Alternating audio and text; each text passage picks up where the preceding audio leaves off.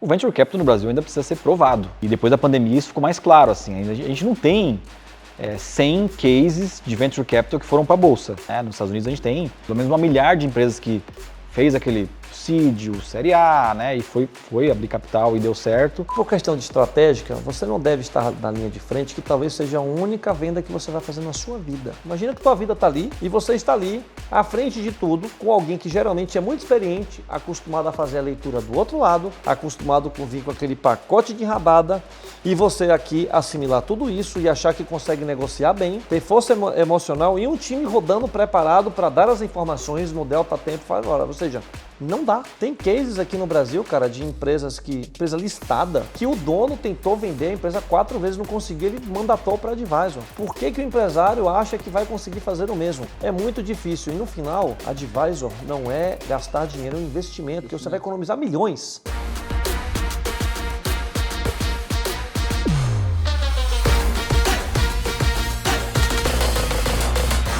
Fala pessoal, seja bem-vindo a mais um episódio aqui do podcast do Zero ao Exit. Calma que você não entrou no lugar errado. Eu tô aqui num cenário diferente para dar um recado para vocês. A gente finalizou a primeira temporada, eu entrevistei 12 empreendedores lá no sofá da minha casa, foi uma jornada incrível, de muito conhecimento, muitos aprendizados sobre esse mundo dos M&As, o mundo dos exits. E hoje, nesse episódio, eu fiz um grande compilado de grandes insights que eu tive em 2 conversas. A primeira delas com o Roberto Valverde, fundador da Pare Bem Estacionamentos, e a segunda do Rodrigo Dantas, fundador da Vindi. Então, se você quer ter os melhores insights de M&A, de Venture Capital, dessa indústria do capital de risco, das transações entre empresas, não perca esse episódio. Quando o comprador vira, não sei se você já ouviu isso, mas o comprador vira lá para a empresa e fala assim, fica tranquilo que a transação vai ser super rápida e leve, não precisa de advisor não, fala lá para a empresa está sendo vendida. Na verdade, ele quer te enrabar, ele não quer ter alguém para poder criar um agente de dificuldade e ele não vai querer uma exclusividade para dar a enrabadinha final. Exato. Então, assim, e se o comprador te manda essa, já desconfia que esse cara assim, tem uma idoneidade que é questionável. E você sabe que eu acho que boa parte do... E eu passei por isso lá atrás também, principalmente em empresas menores, como era o caso das minhas, tem muito de comprar o fundador, né? De conectar ali o comprador com o vendedor, eles têm aquela relação pessoa-física. Às vezes dá um medo, né, em quem está vendendo de falar assim, de ser arrogante, falar, olha, conversa com o meu advisor. Mas acho que isso é uma coisa que a gente tem que quebrar um pouco desse paradigma, né? Porque eu tenho um mentor que ele fala um negócio para mim que o cara que tem dinheiro só vai te usar para ganhar mais dinheiro.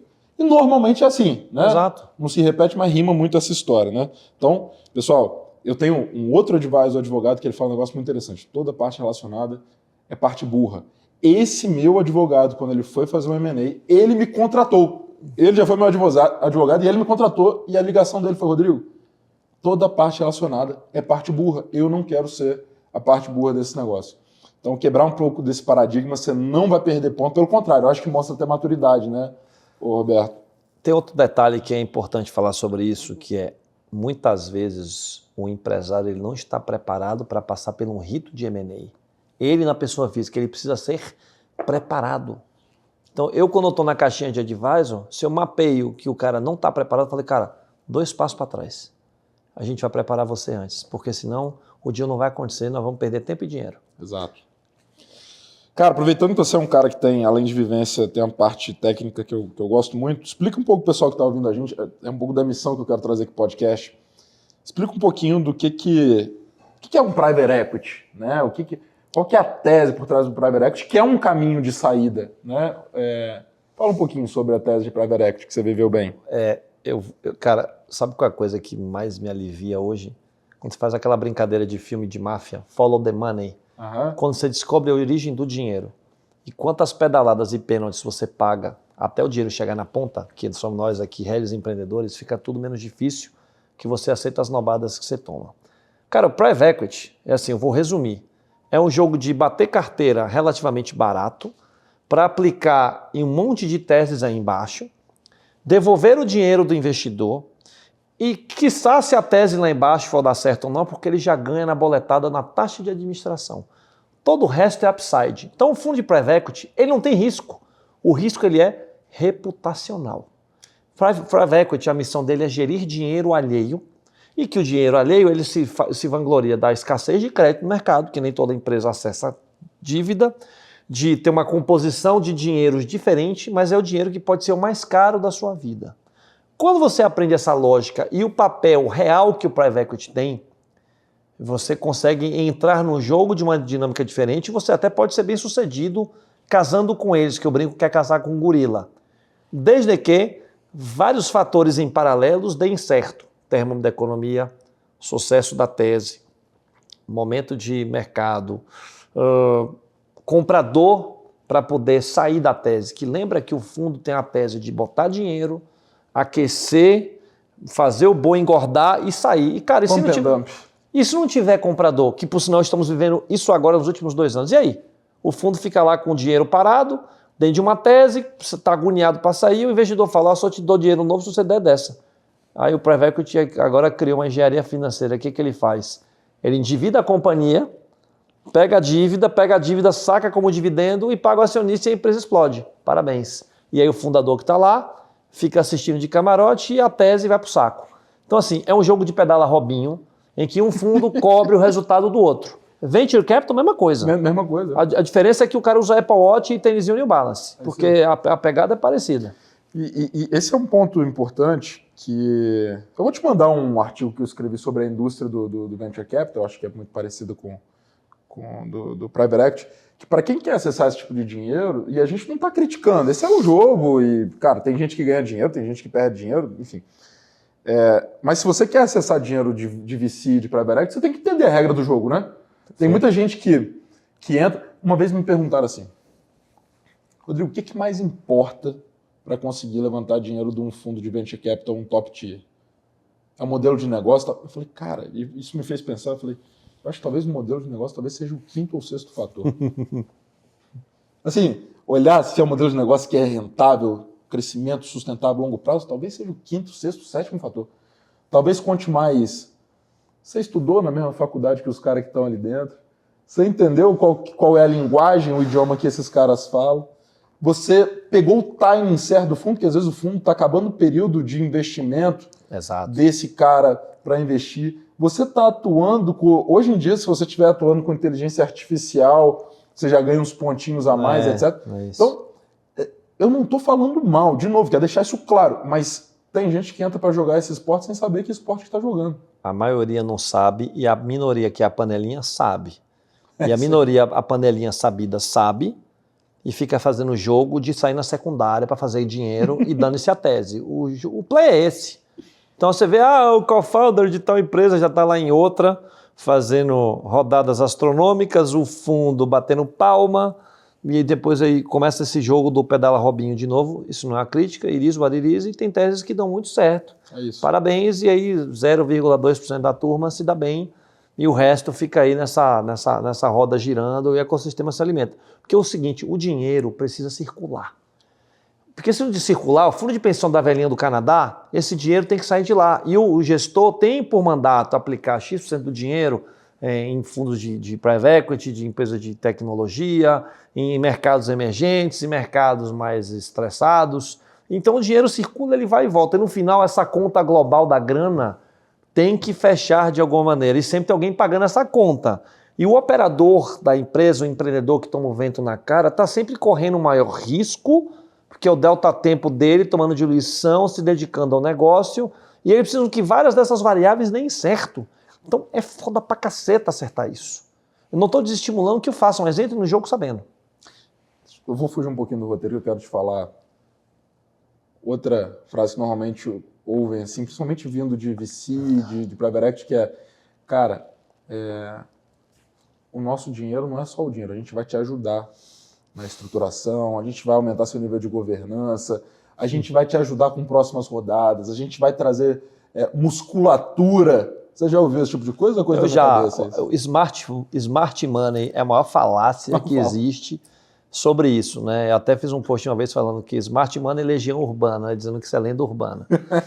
Então é o seguinte, primeiro, essa palavra governança, que até parece um xingamento, eu faço logo uma pergunta que desmantela todo o resto. Cara, a empresa que tem governança tem conselheiro independente. Qual que é a investida de VC ou Private Equity que tem conselho independente? Nenhuma. Zero. A não ser que ela seja listada, ou ela virou um unicórnio, aí por mandato fiduciário tem que ter. E mesmo assim você vai ver que o cara que foi indicado dá panela para o cara estar lá rezando a missa, porque tem um jogo corporativo à parte de conselheiro estatutário no Brasil e no mundo. Inclusive, eles gostam de vetar quando o fundador propõe trazer alguém independente. Exato. Não precisa, estamos aqui. Então assim, o cara quer fazer tudo ali dentro de casa, tomar as decisões dele, o mercado não tem que saber, e o fundador que tem habilidade para lidar com isso, ou está ali discutindo com um bom acordo de acionista que ele dê algum tipo de autonomia que geralmente não tem. Então, essa história de ajudar, assim, Private Equity ele ajuda em algumas questões, ele vai trazer algumas dinâmicas de governança? Vai. Claro. Principalmente ele vai dizer que tem compliance. O que quer dizer que tem compliance? É contratar uma Big Four, contratar um escritório de placa, é trazer uma consultoria cara. Cara, isso não é compliance, porque essa turma faz o que o fundo manda. Vicia a mesma dinâmica. Então, assim, você tem que separar o trigo do joio do que é boas práticas que estão trazendo, se aproveitar dessa estrutura, porque sempre tem um benefício implícito, cara, e jogar o jogo de maneira esperta. É isso. E para isso você precisa entender a regra. Aproveitar para falar aqui, pessoal, quem está assistindo, se está no momento de empresa que está recebendo investimento, está pensando em vender, ou se está com uma proposta na mesa, em algum lugar da tela aqui tem um QR Code, acessa aí, preenche lá as informações da sua empresa, que meu time da VPX, se botar lá que viu esse episódio, eu até chamo aqui o Roberto para a gente conversar junto, e ver se é seu momento, de fato, te ajudar nessa operação. Você faria alguma coisa diferente? Várias. No M&A especificamente? Várias. Primeira delas, se eu for falar os bullets, assim, do que eu... Fala 3 Abre aí pra mão. gente, ordem de prioridade. Poder de veto. Você tem que negociar um poder de veto de algumas coisas. Porque se você deixa todo o controle na mão do teu sócio majoritário, você não faz nada. Então, por exemplo, o cara quer aprovar uma dívida. Aí o que ele faz? Ele primeiro dilui você, trazendo dinheiro de equity, para depois ele pegar a dívida barata para o benefício da companhia e você não gozou desse benefício. Essa é a primeira pegadinha do malandro. A segunda, assento garantido no conselho. Porque, mas você tem 10% da empresa, então você vai estar no conselho. Não, mas você vai tomar diluição, você vai sair rápido de lá, os caras vão te ligar. Essa regra para aumento de capital, inclusive, é uma coisa importante de ser discutida antes, né? Totalmente. Então, assim, um advisor bom vai botar na mesa esse ponto. Se o advisor for conflitado, ele vai deixar para lá porque ele quer vender a empresa. A gente até pode abordar isso. Então, o segundo ponto, não abrir mão de vaga no conselho, porque você tem que estar lá para pelo menos constar em ata as suas discordâncias. Terceiro, um excelente contrato de trabalho com indenização, inclusive do não compete, caso você queira sair. Porque senão você fica preso no cap table sem liquidez e, cara, vai trabalhar para quem? Vai fazer tudo de novo com dinheiro parado. Esses são os 3 que eu faria diferente. Sensacional, sensacional essa parte do enxergar que você vai virar um funcionário depois dessa transição e que você pode ser demitido. E é muito interessante, né? Porque normalmente você tem um lock-up, você tem a obrigação de permanecer. Exato. O cara que está te pagando, ele não tem necessariamente a obrigação. Eu fiz um M&A no ano passado, que foi muito bacana. Depende muito do comprador também, né, cara? Não é só uma questão do advisor ali. Mas com um comprador muito bacana que a gente conseguiu colocar lá. Cara, você pode emitir a qualquer momento. É só você pagar todas as parcelas, tudo que falta desse negócio, inclusive uma indenização para não competir em determinado território, etc. Então tem formas, né, de você tornar esse negócio um pouco mais fair, mas depende muito do comprador também. Né? Então, comprador, gorila, o que é gorila? Fundo grande.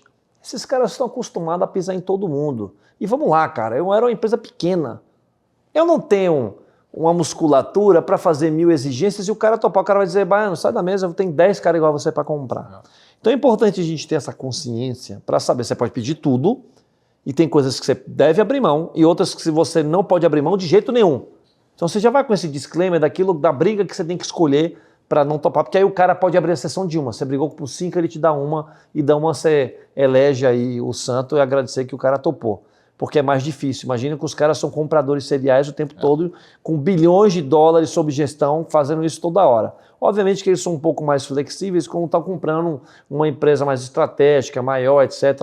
Aí a negociação tende a ser mais dura para o comprador, ele vai ter que abrir algumas exceções. Gosto de fazer uma pergunta sempre que chega um cliente. O cara fala, estou com uma proposta na mesa. Eu falo, olha só, eu preciso que você me responda uma coisa. Você está disposto a vender a sua empresa? Você quer vender a sua empresa ou você precisa vender a sua empresa? Porque dependendo da resposta, a nossa linha de negociação vai ser completamente diferente. No seu caso, você estava disposto, queria ou precisava vender? Eu queria, eu precisava, mas eu não precisava por questões para botar dinheiro no bolso. Eu precisava para manter a tese da Legal. minha companhia para os próximos anos, porque eu sabia que podia perder meus principais contratos relevantes. Legal. Então, assim, era uma questão, entre aspas, de sobrevivência olhando no médio e longo prazo. O que diferencia, cara, um bom advisor de M&A do resto? Porra, essa eu quero notar. Primeiro é o seguinte, o fato de você ter sido um empreendedor e ter feito isso, que a maioria dos advisors não tem esse background, já te dá um checklist, porque você sabe a dor que o cara está passando. Exato. Você aperta a tecla SAP da Faria Lima para o empresário. Então você não vem com juridiquês, com conversinha de Faria Lima fiada, o cara vai entender. Segundo, que se você for um cara correto, cara, você vai sugerir para o cara, bicho, na hora de você fazer a venda. Eu faço isso direto. Anteontem, uma rede de hospital do Sul me ligou, rede não, cá tem uma. Eu falei, cara, não assine nada, você não vai vender essa empresa hoje de jeito absolutamente nenhum. Seu EBITDA é ridículo, o seu setor está crescendo 3 dígitos já, a gente vai fazer um trabalho aí dentro, sua empresa bombar, vou botar um conselheiro aí na tua companhia, cara, para, se for o caso, sua empresa fazer um M&A decente. É um ponto que ele já estava com mandato para assinar de um advisor que queria vender pelo qualquer preço. Cara, que valor que tem isso? Você está salvando o cara de fazer um negócio da vida dele, um negócio ruim. Então, acho que o mercado carece isso. 3, cara, além da proatividade, é pragmatismo de comunicação. Porque muita gente se vangloria de comunicação difícil e bota uma dificuldade para poder valorizar o FII, para poder cobrar um valor mensal caro pra caramba, que o cara não tem nem dinheiro para pagar. Tem que ter essa sensibilidade. Eu acho que o mercado carece disso. E na minha visão, quem vai nessa linha, cara, é uma linha, um horizonte infinito. Member get member, velho. Total. Tudo que chegar para mim, eu nunca liguei para ninguém para oferecer serviço. Tudo chega, eu faço filtro e eu recebo indicação. Graças a Deus, eu acho que o fruto do trabalho, que eu imagino que você também faça. E, cara, essa é a pegada que eu acho que a gente deveria deixar como um legado. Total. Contar um caso para você interessante, super recente. Um cliente que a gente estava conversando sobre, lá na VPX a gente faz só 2 coisas. Estratégia, acompanhar a jornada de governança de longo prazo, sempre recorrente, e o outro de assessorar M&A. A gente estava conversando sobre estratégia, em determinado ponto, na negociação para fechar um contrato, eles ganharam confiança e falaram, cara, a gente está com uma proposta na mesa, um cheque de 10 milha, que para o tamanho da companhia deles é muito dinheiro. Falaram, cara, a gente gostou muito do que vocês falaram, mas a gente queria focar no M&A. E aí a gente fechou, cara, vamos assessorar aqui esse negócio.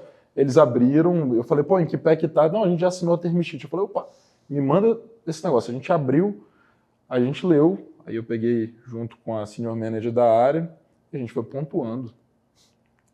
A gente gosta de separar assim, o que é deal breaker e o que é cenário ideal, né? Exato. Tinha uns 10 deal breakers. A gente falou, cara, tem 10 coisas, vocês assinaram, a gente vai precisar levantar a mão o quanto antes. Ah, mas deixa o contrato definitivo. Eu falei, não, cara. Tá louco. Levanta a mão,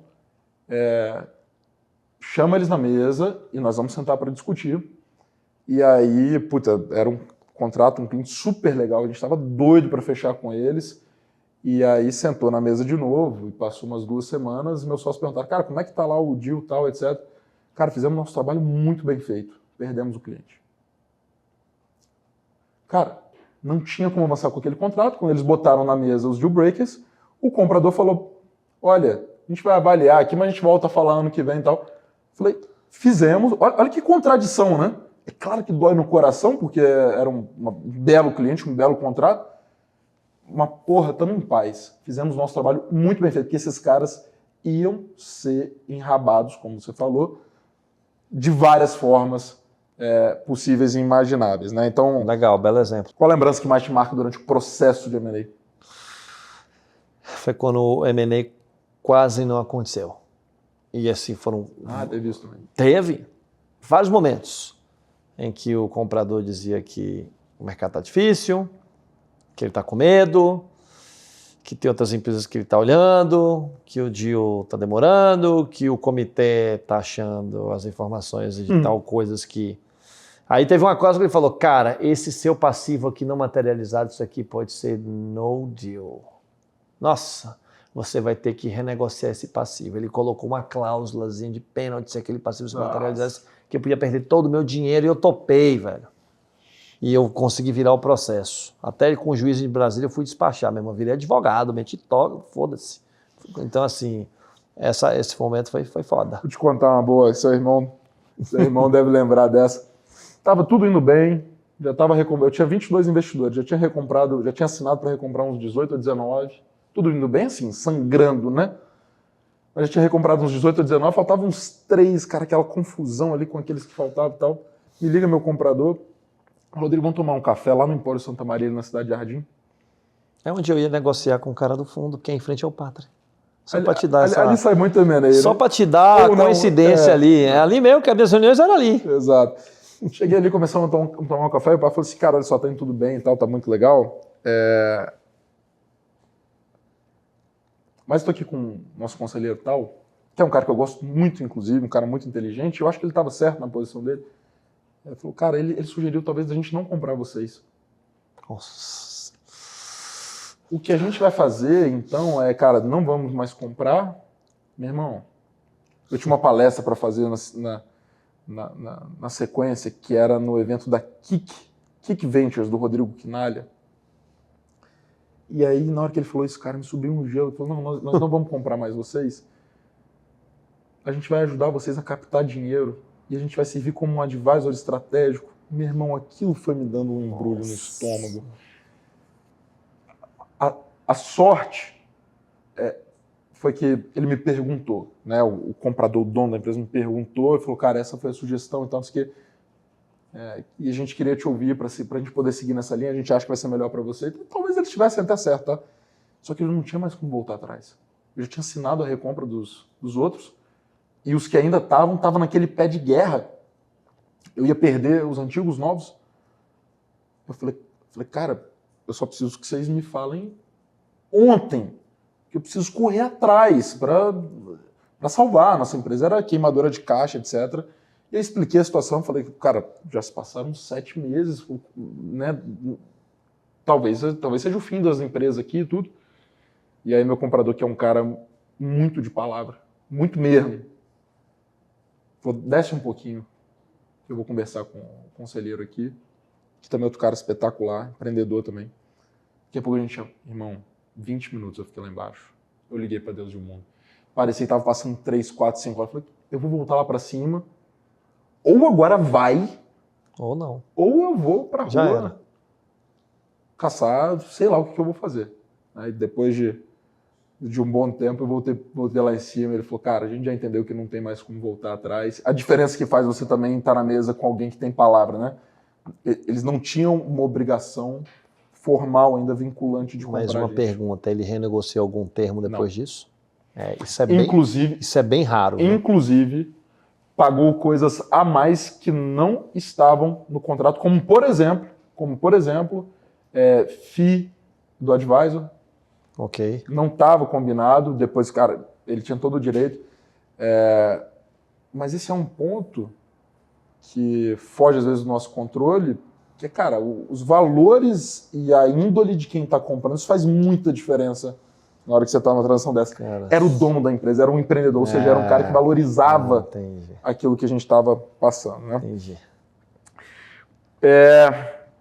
Um conselho para quem está nesse momento passando por um M&A. O conselho é o seguinte, não encare isso como um negócio da sua vida, para você não ficar emocionalmente completamente enviesado naquilo. Não crie expectativa. Ache que se der acontecer é bônus, é upside. Pense sempre o seguinte, pode ser que não dê certo, a vida vai continuar, a empresa vai tocar, ou eu vou dar um outro jeito e depois eu vou fazer de novo e eu vou vender uma outra.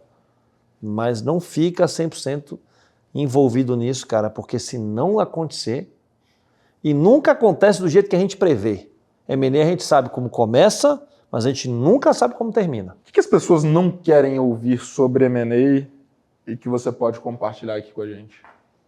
Que é 90% de não dar certo, que é 100% de chance que não vai acontecer do jeito que você previu, de que a vida após M&A pode ser um inferno e muito difícil, de que provavelmente você não deveria ter feito este M&A neste momento, que você abriu mão de coisas que você não era para ter, de repente está abrindo, e, cara, que o perfil de comprador que está na mesa não necessariamente é o desejável para o seu negócio. E que outra, talvez não seja o momento de você vender. Essa última frase, então, o cara odeia, porque o cara já fez 1000 contas contando com aquele dinheiro que sai, não sabe nem se o cheque vai vir e de onde vem. Então, assim, tirar essa cortina de fumaça e botar na mesa, dói, mas depois alivia, porque fica todo mundo desnudo na mesa. Fala, cara, agora vamos rediscutir tudo de novo aqui sobre fazer o M&A ou não. Todo caminho na vida tem problema. Você tem que saber qual é o problema que você quer. Né? Então, bootstrap tem problema? Tem problema. Investidor tem problema? Tem problema. Quais são os espinhos do mundo aí dos apostas, do VC? Acho que um grande...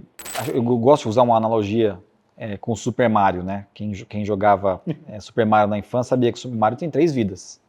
Né? E o mundo da aposta também é um pouco assim, né? Quando você recebe capital, a partir do momento que você recebeu a primeira rodada, você perdeu uma vida. E você vai perdendo as vidas através dessas rodadas se você não tiver a certeza daquilo onde vai ser alocado. Né?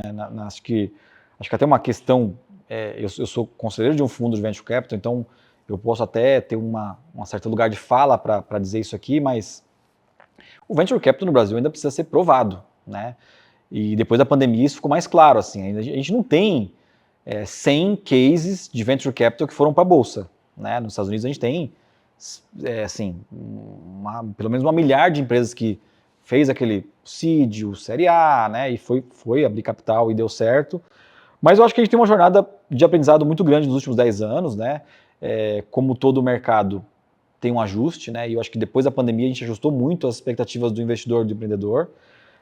Mas essa vida de Super Mario aí é muito importante para o empreendedor entender que a cada rodada ele vai perdendo uma vida, que é basicamente equity, né? Então, para que um empreendedor precisa de uma rodada de investimento? Na minha cabeça é muito claro, assim, as empresas financeiras, as fintechs, normalmente faziam uma rodada de investimento porque ela precisava colocar garantias para emprestar dinheiro ou para processar pagamento, para ser uma instituição de pagamento, uma instituição financeira. Então ela precisa de capital para entrar, para brigar com um banco, você precisa de um capital mínimo, né? Isso aconteceu muito com as fintechs. E o outro tipo de capital, ele tem que ser pensado como uma alocação. Onde eu vou alocar esse capital? Putz, eu dei até um exemplo aqui. Pô, nossa decisão de colocar um fundo para dentro se eu coloco 100 clientes por mês, como é que eu faço para chegar a colocar 500 clientes por mês? Putz, eu ia demorar, 3 anos para chegar nesse nível. Com Venture Capital, com dinheiro, você acelera, desenvolve o produto mais rápido, traz gente mais qualificada para cuidar de vendas, cuidar de marketing, e, cara, as coisas acontecem, né?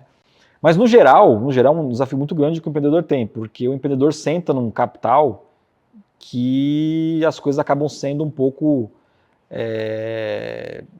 esquecidas no processo, né? Vou exemplificar dessa última fala aqui. Já vi muito empreendedor que recebe investimento, e aí o cara tá com saldo na conta, milhões, às vezes milhões de dólares lá, ele fala, contrata mais gente. E ele acaba ficando um pouco menos diligente com a contratação, porque tem que entrar 90 pessoas, tem que entrar 200 pessoas, né? Aí se perde um pouco pelo caminho, esse controle que ele tinha quando ele tinha 100, 200 pessoas, né? A 20 chegou a ter 500 pessoas. Com 500 pessoas ele não conseguia olhar tudo, né? Então, assim, era muito mais processual do que você olhar no detalhe, né? Então, tem muito empreendedor que acaba usando o investimento para uma sobrevida. Normalmente são esses casos que dão errado no mercado. Mas eu sempre gosto de usar a analogia do Super Mario para você valorizar cada rodada mesmo. Putz, será que eu preciso? Será que não é melhor consertar um pouco isso aqui? Será que não é melhor eu pisar no freio aqui em um produto e dar foco naquele que traz mais resultado, né? Então, acho que depois da pandemia, com aquela febre, acho que o SoftBank teve um efeito muito importante para o mercado, foi um efeito negativo. Acho que o caso do WeWork é um caso global e que tem que ser estudado mesmo. Para as pessoas que estão nesse mercado, especialmente os empreendedores e investidores, eu olhar e falar, cara, isso aqui é uma empresa, precisa gerar caixa, né? E acho que tem bons cases assim no Brasil, né? Acho que posso citar um case em específico. Quinto Andar é um case assim que, cara, ali o Venture Capital funcionou como um playbook. Cara, eu vou fazer isso aqui, primeiro eu vou começar nessa etapa, agora eu vou fazer isso aqui, que é o seguro fiança, agora eu vou fazer isso aqui. Então, é um nível de execução pensado no modelo do Venture Capital que, cara, vai ser paper de universidade americana, com certeza, né? Então eu gosto também de usar o lado positivo. A gente tem muito case bom no Brasil. Claro. Nubank, a própria Stone também, que começou começou numa sala e foi fazendo, acho que Stone, Nubank, a Vetex, o Quinto Andar, são bons cases de Venture Capital. Então não é que, putz, só tem coisa ruim, mas é que na média,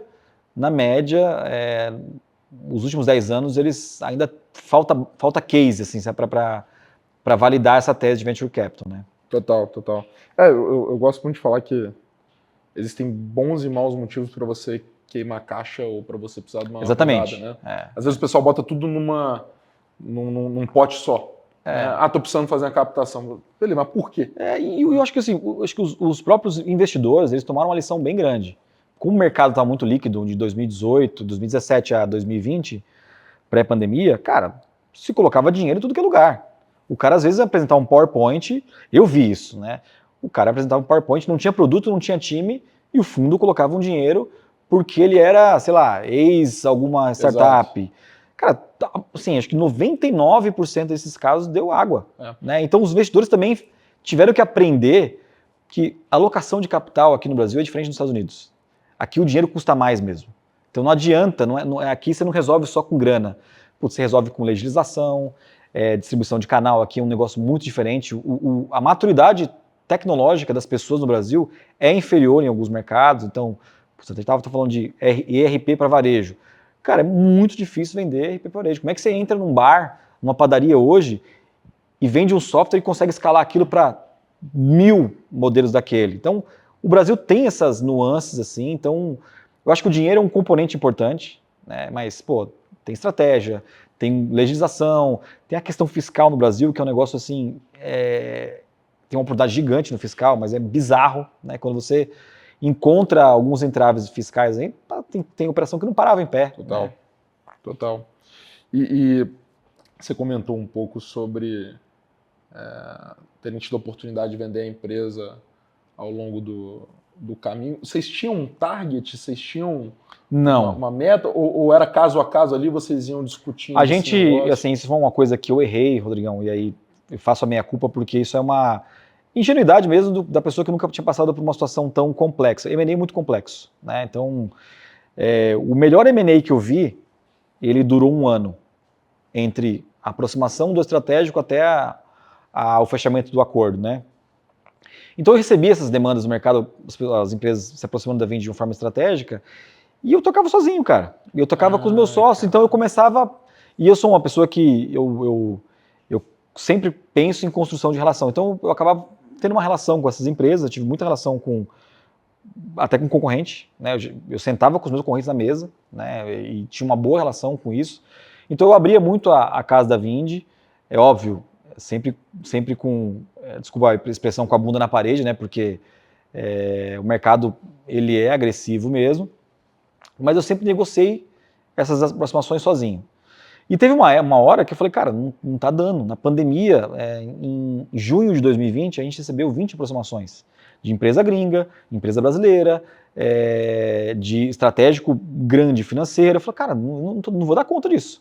Ou eu cuido da empresa, né, ou eu toco essa operação de M&A. Então, aí que a gente sentou, nós, os fundos e os empreendedores, até o pessoal, os gerentes da empresa, falou, cara, assim, ó, tem uma coisa acontecendo aqui, não sei o que está acontecendo na pandemia, mas tudo acelerou, e óbvio, hoje, olhando em retrospecto, a gente sabe, né, muito dinheiro, digitalização agressiva, putz, não tinha muito player para comprar no mercado, e aí sim a gente estruturou um processo, mas a gente não tinha um valor, um target, assim, a gente estava muito mais preocupado assim, vamos organizar esse processo, porque esse processo vai durar 1 ano, e de organização, de contratar uma boutique e tal, né?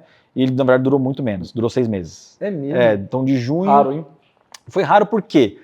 Porque a Localweb já tinha se aproximado algumas vezes. Certo. Então a gente já conhecia o time, já conhecia a estratégia. Se for pegar no agregado, tinha uns anos ali, mas Sim, o casamento foi rápido. Tinham 2 ou 3 empresas que a gente se relacionava já há uns 4 anos, assim, sabe? De sentar com o dono da empresa, sentar com os investidores. Então, para nós foi um movimento que foi agressivo, porque a pandemia exigiu esse movimento agressivo, mas a gente já sabia quem estaria do outro lado e a gente já tinha preferência. Né? Essa era a verdade. Né? Já tinha uma afinidade. Você acha que são as melhores teses de negócio que são investidas pelos venture capital? Se não, quais são os principais fatores para um venture capital investir? Pergunta de ouro, hein, velho? Pergunta de ouro, viu? Pergunta de ouro. Eu acho que assim, a gente tem uma reflexão do caralho, né? acho que tem uma... normalmente o investidor que está em fundos de venture capital, de private equity, eles têm muito histórico e muita bagagem para poder analisar uma tese ou não de um mercado específico, né? E eu vi também isso. Putz, o cara tá montando... Eu sou o Uber das geladeiras, eu sou o Airbnb de... Então, tinha muitas essas teses assim, né? Acho que tem muita gente inteligente nos fundos, mas eu acho que os fundos... Acho que historicamente, no Brasil, nos últimos 10 anos, os fundos que se deram melhor, eles entendem mais de gente do que modelo, né? Então... posso citar aqui, acho que a Crescera, onde eu sou conselheiro, se você pegar o histórico, são empresas que mudaram o rumo do Brasil, né? Puta, Anhanguera, Alura, Tembici, Nelógica, né? Monax com os cases, porque eles foram pioneiros também, putz, tem um monte de case legal lá que a gente, é admirável mesmo, fizeram saída de 99, Enjoei, Melius, tem histórico e tem uma nova geração de fundo que parece ser melhor que a anterior. Então, OneVC, Big Bets, SaaSholic, a própria Iporanga, que tem uma tese muito bem validada em nicho específico, eles me parecem uma safra muito melhor do que os primeiros fundos de venture capital, até porque o Brasil não tinha massa crítica para avaliar para onde o dinheiro estava indo, né? E hoje eles estão muito mais bem preparados, assim, né? Mas eu ainda acho que a grande falha desse tipo de tese é que o venture capital muitas vezes olha muito mais o modelo e talvez o mercado onde a startup está inserida do que o fundador, né? Agora acho que está melhor, assim, né? Mas assim, cara, analisar uma pessoa em pouco tempo é muito difícil, né? Então, ainda mais assim, que eu acho que o empreendedor tem que ter um certo nível de paranoia e psicopatia aceitável, porque alguns são malucos de tipo, cara, eu não consigo acreditar que um cara nasceu, o Davi Vélez do Nubank nasceu com o espírito de ser maior que o Itaú. Aconteceu, e esse cara colocou na cabeça que ele pode ser e o caminho tá, eu acho que o Guilherme Benchimol também tem uma história parecida, né? Então, como é que você analisa um cara desse? Né? Então, o fundo também tem um desafio muito grande de analisar um cara em pouco tempo, analisar modelo, analisar mercado, analisar... Então, assim, eu acho que tem um desafio para eles também, mas eu sempre coloco que, assim, até nos investimentos que eu fiz de startup, eu sempre coloco a pessoa primeiro, assim, sabe? Se o cara não der jeito fazendo aquele modelo, ele com certeza vai achar um caminho de virar para o lado e fazer um outro modelo com a mesma empresa. E acho que isso agora está sendo mais avaliado. Antigamente era meio que, vamos soltar o cheque, puta, eu tenho 10 empresas para alocar, eu tenho um X de capital para alocar, geração de caixa não é um negócio importante agora, você tem que crescer. E muitas vezes o incentivo do investidor é diferente muitas vezes não, a maioria das vezes é diferente do empreendedor, né? Então o cara quer multiplicar o capital dele, enquanto o empreendedor quer fazer uma jornada, mudar um segmento, etc. Né? Total. Cara, legal. Tem um ponto que eu passei também de vender uma empresa, a gente vendeu a chip lá para Americanas, empresa listada. A Localweb já era listada. Foi o primeiro IPO de tecnologia bem sucedido do Brasil. Bem sucedido. Quando você olha para a M&A, assim, tem alguma coisa que você olha, você acompanha outros também, mas que muda na sua visão quando você vende uma empresa, quando você está nesse processo como empresa listada? Eu percebi muito, por exemplo, lá o nível dos auditores e tal, cara, mesmo a gente sendo uma empresa pequena, puta, era um exército ali, né? E isso foi um desafio para vocês também, ver esse nível de auditoria, de compliance, etc., e de ritos de uma empresa que tem que seguir, né, essa linha de B3 e de governança. Assim, cara, foi mais difícil para a gente receber investimento do que vender empresa. Do ponto de vista de due diligence, do ponto de vista de termos a ser negociado, foi mais difícil, assim, né? Demorou, óbvio, o fundo de investimento demorou menos tempo do que um M&A, do que a venda da empresa, mas acho que a empresa sendo listada, eu só tenho uma experiência que foi vender para a Localweb, que era uma empresa listada. Mas você já deu saída em outras empresas que você investiu? Sim, Sim, mas assim, o ponto mais crítico para mim não é que a empresa é listada, é que normalmente, o Brasil tem muita governança, o Brasil, o mercado financeiro, ele é muito forte, né? Muito, mercado bancário, o mercado de equities no Brasil, ele tem uma governança boa, assim, né? E eu não senti isso porque acho que o estilo da Local Web era um estilo muito leve mesmo, para você conseguir continuar num ritmo de crescimento, num cruzeiro bom, assim, sabe? E para mim foi positivo. Sabe, ser listado não foi um empecilho. Sim. Na verdade, até me ajudou a ter uma visão muito mais clara do mercado de capitais, né? Como é que funcionava a negociação com os investidores âncora, como é que funcionava o próprio mercado de M&A, porque a Local Web comprou 17 empresas, né? Foram 7 depois da Vind. Caraca. Não, foram 8 depois da Vind. Então eu participei desses conselhos também, e eu acho que se a Local Web fosse uma empresa de capital fechado, ela teria essa mesma leveza, assim, por conta do time que estava lá, do time fundador, dos executivos que estavam lá, né? Você falando assim, parece que foi um M&A muito leve, Foi muito bom. Não teve nenhum momento... Porra, eu tive momentos de chorar, posição fetal, meu irmão, no chuveiro. Não teve nenhum momento de mais tensão, assim, durante a negociação, achar que ia cair, etc. Teve, mas sempre foi uma coisa assim, se cair o deal, nós vamos continuar fazendo o que a gente estava. E assim, eu já falei isso publicamente, né? O time da Local Web é um time muito legal e muito profissional. Então, eles encontraram um jeito da família fundadora fazer a sucessão para 2 executivos, 3 executivos muito bons. E eles carregam isso, e acho que assim, a Local Web pode ser, assim, eu tenho essa convicção, porque eu vi outros M&As sendo feitos também de colegas e de outros lugares. Eu tenho essa convicção que a Local Web precisaria ser estudada do jeito que ela faz M&A, é muito profissional e muito positivo para quem fica.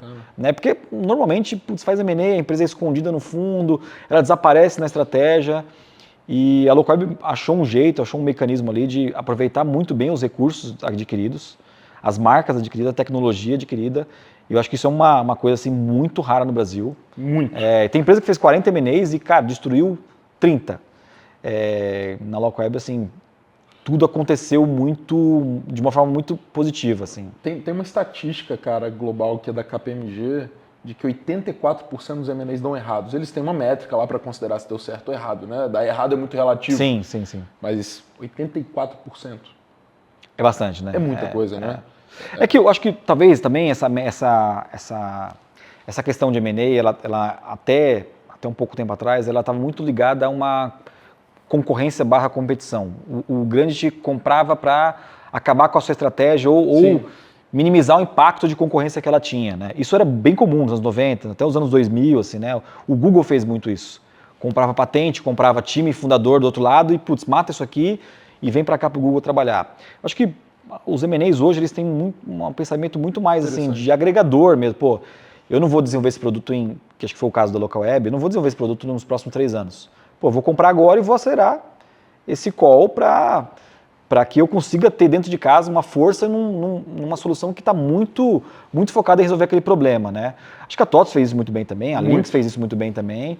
Algumas empresas montaram uma máquina que girou bem, né? Isso, mas poucas empresas fazem M&A, acho que do nível que a Local Web fez, de quase 20 empresas, e conseguir aproveitar time e tecnologia e estratégia de uma forma tão positiva. A Vind está lá hoje, com a marca, é uma marca independente, uma marca do grupo, mas é uma marca independente. A Tray, que é um super case, mesma coisa. A Bling, mesma coisa. Delivery direto? Delivery direto também, a C-Plug. Assim, acertou muito bem a estratégia de combinar o sonho do empreendedor. Acho que o grande segredo do M&A é combinar o sonho do empreendedor, o plano do empreendedor, com a estratégia de um grande grupo. Porque normalmente o ego de quem está comprando é, vamos trazer para cá, a gente sabe cuidar melhor dessa empresa. Normalmente não é assim que funciona.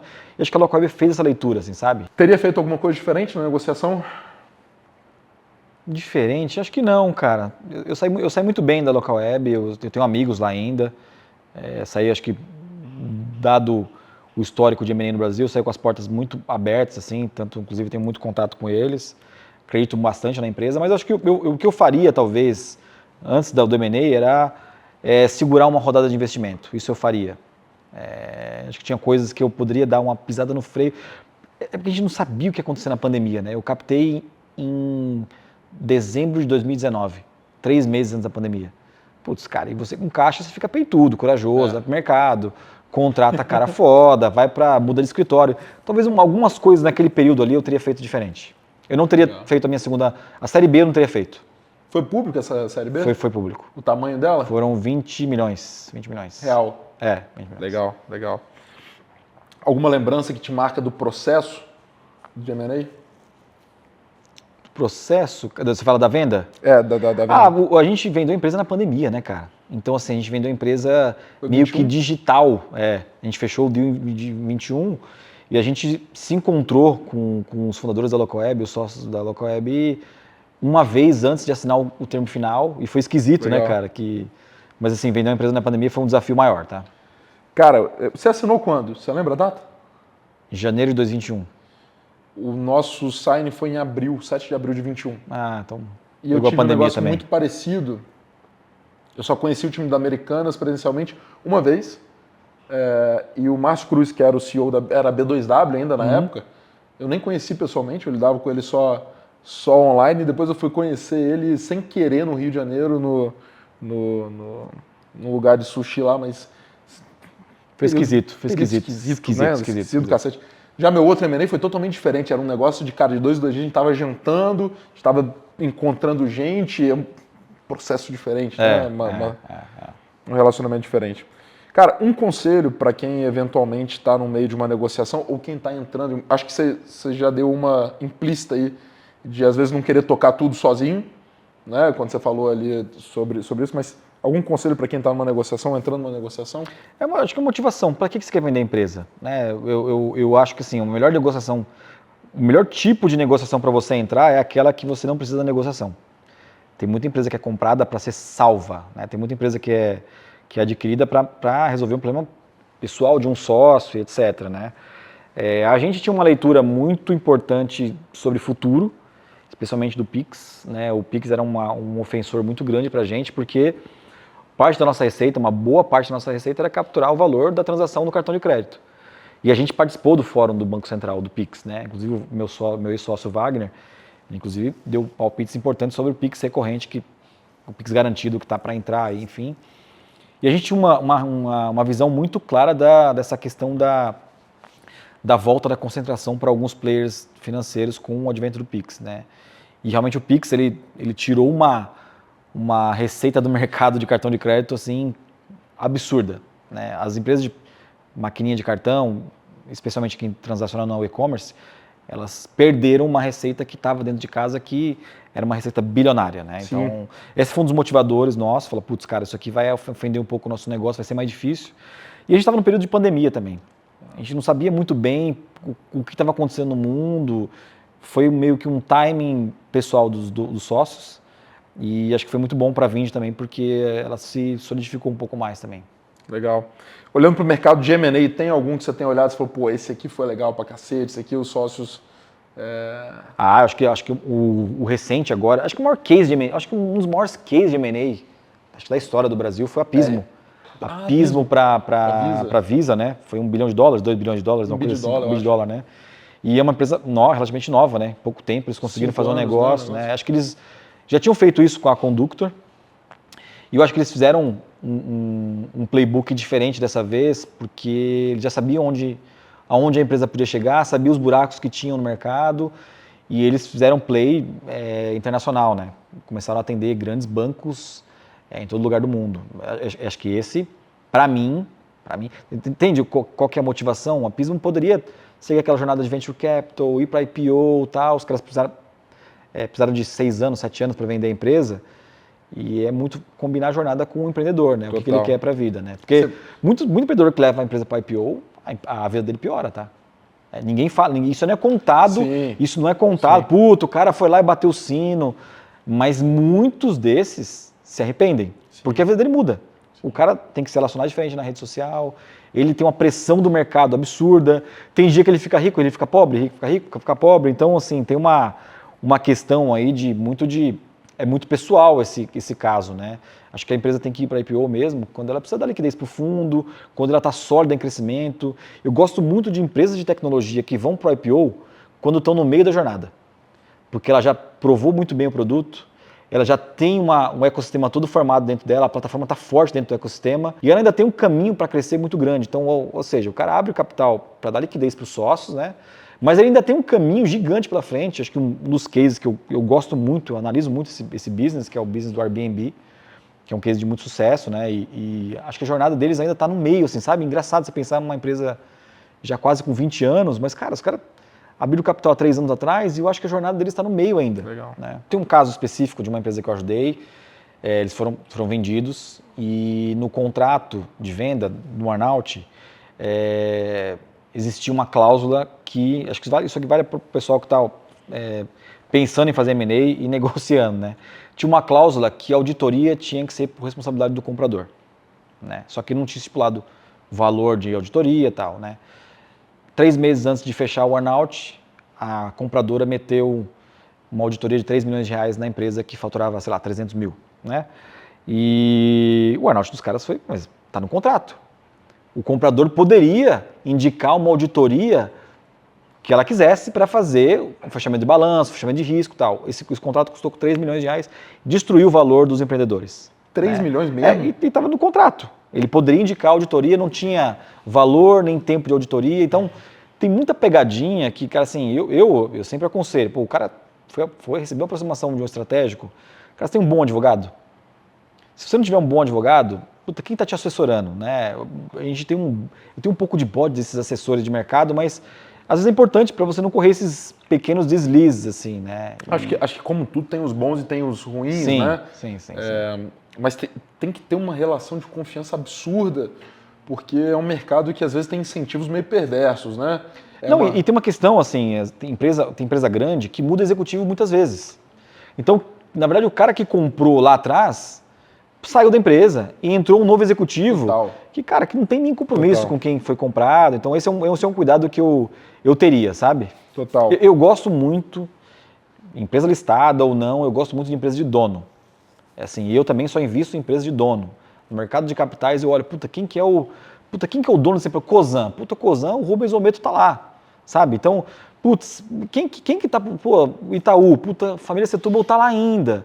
Né? Eu gosto porque, assim, você tem um compromisso do dono da missão da empresa não ser desviada no meio do caminho porque um executivo foi contratado e, cara, desvirtuou tudo, né? E esse é um negócio interessante, porque a gente discute tanto profissionalização de gestão, e claro que tem que ter, e trazer executivos de mercados e fazer...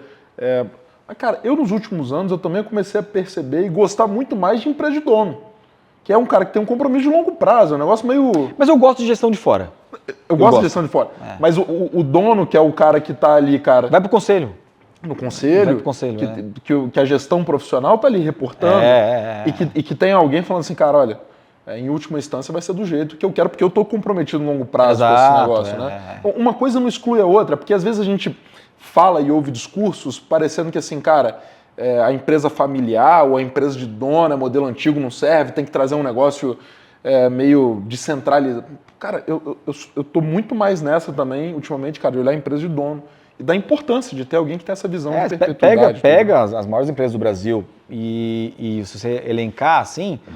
As que têm donos realmente ou no conselho ou estão à frente da empresa ainda, normalmente são empresas de maior performance porque, cara, assim, tem um paranoico lá pensando todo dia no negócio, olhando todo dia, né? Assim, dono sabe como é que é, né, Rodrigão? Dono, caiu um papel ali, cara, o dono vai lá pegar e limpar. Então, eu acho que essa mescla, assim, você tem uma empresa que já está há muito tempo no mercado, você fazer uma transição para um executivo de mercado, mas os controladores ainda estão lá, eu acho que essa é uma mecânica muito boa.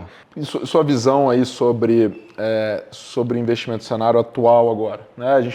O mercado de M&A esse ano foi devagar, lento, etc. Mas para captação, está faltando dinheiro, está faltando bons projetos?